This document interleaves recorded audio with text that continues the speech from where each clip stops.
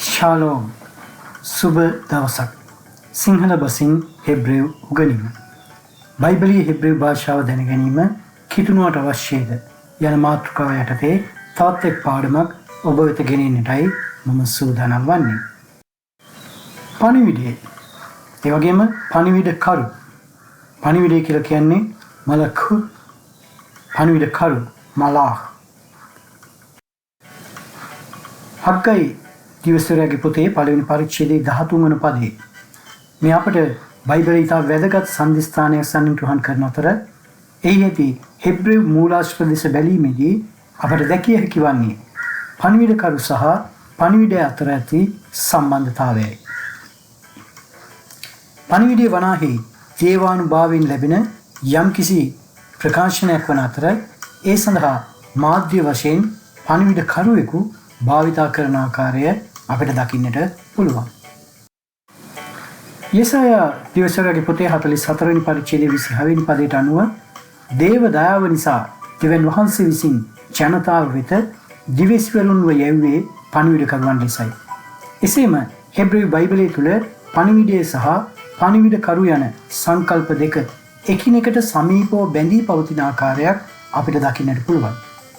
දෙක වංශාවලිය එසේ නැත්නම් දෙක ලේකම් පොතේ 36 වෙනි පරිච්ඡේදයේ 15 සහ 16 පද ඔබ අවධානය යොමු කළොත් එහිදී දකින්නට පුළුවන් දෙවියන් වහන්සේගේ පණිවිඩකරුවන්ව ප්‍රතික්ෂේප කිරීම ගැන උන්වහන්සේ කෝපවන බව එහි පවසා තිබෙනවා.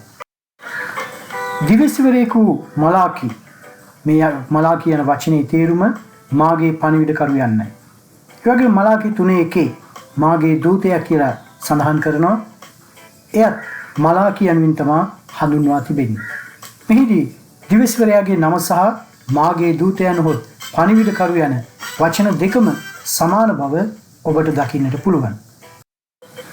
ගීතාවලිය 104 වන ගීතිකාවේ 4 වෙනි පදයේ සඳහන් වෙත්තේ සුළඟ සහ ගිනිදළු දෙවියන් වහන්සේගේ පණිවිඩකරුවන් කරගන්නා බවයි. එසේම දූතයා යන්න සඳහා භාවිතා කරන හෙබ්‍රෙව් වචනේද මලාක් කියන්නයි. ශුද්ධ බයිබලයේ 213 වතාවක් පමණ මෙම වචනය භාවිතා කර තිබෙනවා. හෙබ්‍රෙව් විග්‍රහයට අනුව දූතයෙකු හෝ පණිවිඩකරුවෙකුගේ වැදගත්කම රැඳී ඇත්තේ ඔහුගේ ස්වභාවය මත නොව ඔහුට පැවරුණු කාර්ය මතයි.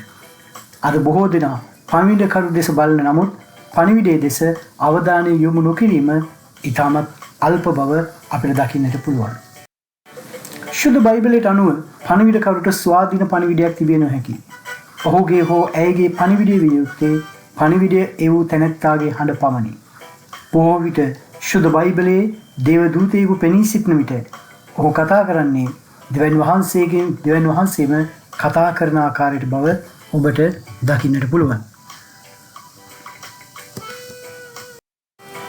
මලාක් යන හෙබ්‍රෙව් වචනේ ඇති තවත් තේරුමක් නම් යවනු ලැබූ තැනැත්තා යන්නේ. උත්පත්ති 32:3 අපිට දකින්න පුළුවන් රජෙකු හෝ පුද්ගලයෙකු විසින් තවත් කෙනෙකුට පණිවිඩයක් ගෙන යාමට යවන සාමාන්‍ය කෙනෙකුවත් මෙසේ හඳුන්වන්නට පුළුවන්. දෙවියන් වහන්සේ පණිවිඩකරුවෙකු හරහා යමක් පවසන විට ඒ හඳුන්වන්නේ ඩවාර් යෙහෝවා සමිඳුන්ගේ වචනය යනුවෙන්. ඩවාර් යනු හුදු ශබ්දයක් නොව යමක් ඉටු කරන ශක්තියක් බව අපිට දකින්න පුළුවන්.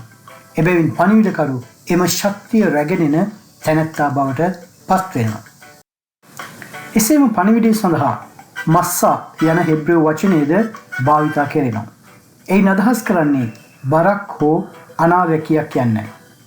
මේ අදහස් කරන්නේ පණිවිඩකරුට එම පණිවිඩය ප්‍රකාශ කරන තෙක් එය ඔහුගේ හදවතට බරක් හෝ වගකීමක් වන බවයි. බොහෝ විනිශ්චය පිළිබඳ පණිවිඩ දිවිසිවරුන් හැඳින්වුවේ යෙහෝවා දෙවියන්ගේ බර යනුවෙනි. මස්සා යෙහෝවා යනුවෙන් තමයි එය හඳුන්වා තිබෙන්නේ. මස්සා යන වචනේ ඇති තවත් අර්ථයක් නම් යමක් ඉහළට එසවීම හෝ උසුලාගෙන යෑමයි. යෙරමියා 29 අපිට දකින්න පුළුවන් මම සමිදානෝ අමතක කර එතුමාණන්ගේ නාමයෙන් තවත් කතා නොකරන්නෙමි කී විට ඔබතුමාණන්ගේ වචනේ ඩවාර් මාගේ සිතේ ගින්නක් මෙන් ඇවිලෙයි. එය මාගේ ඇටකටු තුල සැඟවී ඇත.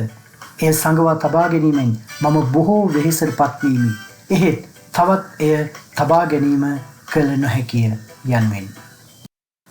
යෙරමියා 23 33 ඉඳලා 40 දක්වා කොටසෙන් අපට දැකිය හැකි වන්නේ දෙවිඳුන්ගේ පණිවිඩයේ බරක් ලෙස වැරදි ආකාරයෙන් භාවිතා කිරීම දෙවිඳුන්ගෙන් දඬුවම් ලැබිය හැකි තත්ත්වයක් බවයි. මෙහිදී දෙවියන් වහන්සේ අවධාරණය කරන්නේ උන්වහන්සේගේ වචනේ දවාල් සැහැල්ලුවට නොගත යුතු බවයි. දෙවියන් වහන්සේ ලෝකේ මෙවි උන්වහන්සේගේ වචනේ දවාල් මගින් එබැවින් පණිවිඩකරු මලාක් රැගෙනින වචනේ දවාල් ලෝකය වෙනස් කිරීමේ හෝ යමක් සිදු කිරීමේ බලයෙන් යුක්ත බව පැහැදිලියි.